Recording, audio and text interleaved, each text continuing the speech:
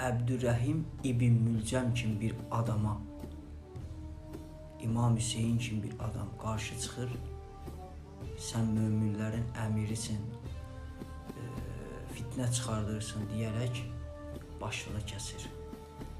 İndi mənə deyin görün, İslam dünyası bir araya gələ bilərmi? Allah belə bir müsəlmanlığa, müsəlman dünyasını bir araya gətirə bilərmi? Rəhmət qapılarını aça bilərmi? Xeyr.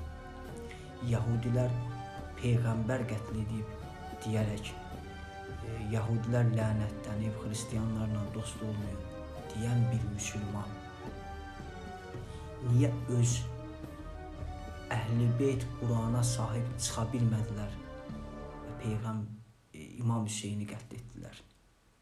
Onlardan niyə danışan yoxdur? Ona görə İslam dünyası qiyamətə kimi birləşə bilməyəcək.